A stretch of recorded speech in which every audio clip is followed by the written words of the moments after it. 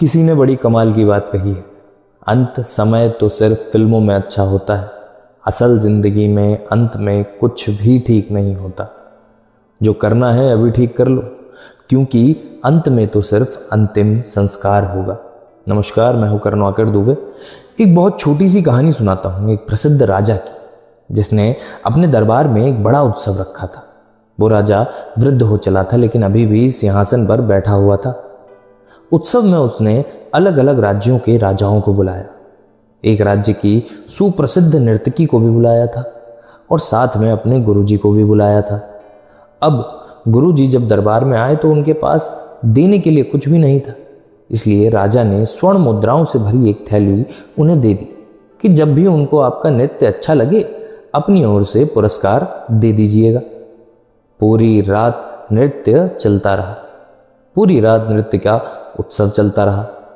जब ब्रह्म बेला आई, सुबह का समय हुआ, तो जो तबला बजा रहा था ऊँघने लगा, उसे नींद आने लगी। नर्तकी ने धीरे से उसे देखा कि वो ऊँघ रहा है। उसे पता था कि अगर राजा को ये बात पता चल गई तो राजा उसे दंड देगा, सजा मिल जाएगी। इसलिए नर्तकी ने अपने तबला वादक को जगाने के लिए, आगाह करने के लिए उसे एक दोहा पढ़ा। घनी गई थोड़ी रही या मैं पल पल जाए, एक पलक के कारण यूं ना कलंक लगाए, यूं ना जन्म गवाए।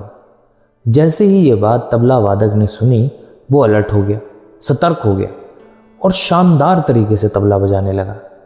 जैसे ही ये बात बैठे बाकी लोगों ने सुनी, जो राजा का बेटा था युवराज, वो दौड़कर आया और उसने अपना मुकुट नर्तकी को दे दिया कि ये मेरी ओर से आपके लिए भेंट।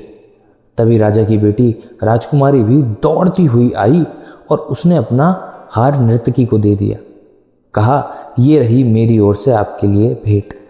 तभी गुरुजी ने अपना आसन छोड़ा और जाकर स्वर्ण मुद्राओं की पूरी थैली नर्तकों को दे दी और कहा कि ये सब तुम्हारा है, मैं चला। जब राजा ने ये देखा कि एक दोहा बोलकर नर्तकी ने सबको जैसे लूट ही लिया है, तो राजा ने अपने सिंहासन छोड़ा, खड़े हुए और कहने लगे कि ये क्या बदतमीजी चल रही है। एक दोहा बोलकर तुमने सबको लूट लिया, जिसके पास जो कुछ है सब देते चले जा रहे हैं, ये क्या हो रहा है। राजा उसे डांटने लगे। तभी राजा के गुरुजी ने कहा, बस राजन बस, इसे कुछ भी मत कहिए। इसके एक दोहे ने आज मेरी आंखें खोल दी। मैं पूरी उम्र तपस्या करता रहा, जंगलों में रहा, भगवान की भक्ति करता रहा और आज आपके कहने पर यहाँ नर्तकी का नृत्य देखने आया और उसे स्वर्ण मुद्राएं पुरस्कार में देने लगा। इसके दोहे ने मुझे समझा दिया कि घनी गई थोड़ी रही या में पल पल जाए, एक पलक के कारण यूं ना कलंक लगाए, यूं ना जन्म गवाए। इसने मुझे समझा दिया कि थोड़ा सा ही जीवन बचा है, जाकर भगवान की भक्ति करो। तभी राजा का बेटा युवराज कहने लगा, महाराज आप इतने वृद्ध हो गए हैं, लेकिन आप कुर्सी नहीं छोड़ रहे हैं, सिंहासन नहीं छोड़ रहे हैं। आज मैं सिपाहियों के साथ मिलकर आपकी हत्या करने वाला था, लेकिन इस नर्तकी इनके एक दोहे ने मुझे ये समझा दिया कि थोड़ा समय बचा है। आज नहीं तो कल पिताजी आपको कुर्सी सौंप ही देंगे। राजा तो अब बन ही जाओगे कभी, क्यों अपने पिता की हत्या का कलंक लेते हो। इसलिए मैंने अपना मुकुट इन्हें भेंट कर दिया। इन्होंने मुझे जीवन की सबसे बड़ी बात सिखाई। तभी राजा की बेटी बोल पड़ी, पिताजी आज मैंने महावत के साथ भागने वाली थी शादी करने के लिए, क्योंकि आप मेरा विवाह नहीं करा रहे थे उससे। मैं विवाह के योग्य हो चुकी हूँ, लेकिन आपको मेरी चिंता ही नहीं है। जैसे ही मैंने ये दोहा सुना तो मुझे समझ आया कि थोड़ा समय और बचा है, आज नहीं तो कल पिताजी मेरा रिश्ता तय करा ही देंगे। इसलिए मैंने भी अपना विचार त्याग दिया और अपना हार जाकर इन्हें भेंट कर दिया। जब राजा को ये सब सुनने में आया तो राजा बिना देरी किए अपने बेटे से बोलता है, बेटा इस पल से तुम इस राज्य के राजा बनने जा रहे हो। बेटी से कहा, बेटी इतने सारे राजकुमार आए हैं, जो तुम्हें पसंद हो उसके गले में वरमाला डालकर अपना विवाह सुनिश्चित कर लो। और राजा ने कहा, मैं भी अब राजपाट छोड़कर जंगल चला जाऊंगा, तपस्या करूंगा, भगवान की भक्ति करूंगा। राजा का भी मन बदल गया।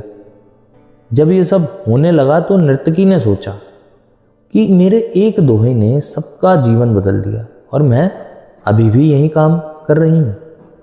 नर्तकी ने भी निर्णय लिया कि वो नृत्य का काम छोड़कर अब भगवान की भक्ति करेगी, क्योंकि घनी गई थोड़ी रही यामें पल पल जाए। ये कहानी राजा की नहीं, नर्तकी की नहीं, ये कहानी आपकी और हमारी कहानी है। हमारे जीवन में भी समय दौड़ता चला जा रहा है, दौड़ता चला जा रहा है और थोड़ा सा ही समय बचा है। इस थोड़े से समय में कुछ ऐसा कीजिए कि कलंक ना लगे, बल्कि आपका उद्धार हो जाए। कुछ अच्छा करके दिखाइए। इसलिए मैं कहता हूँ कि कर दिखाओ कुछ ऐसा कि दुनिया करना चाहे आपके जैसा। अगर ऐसी ही कहानियाँ आपको और सुननी है या सुनना चाहते हो तो प्लीज़ चैनल को सब्सक्राइब कीजिए और पिछली वीडियो भी देखिए। धन्यवाद।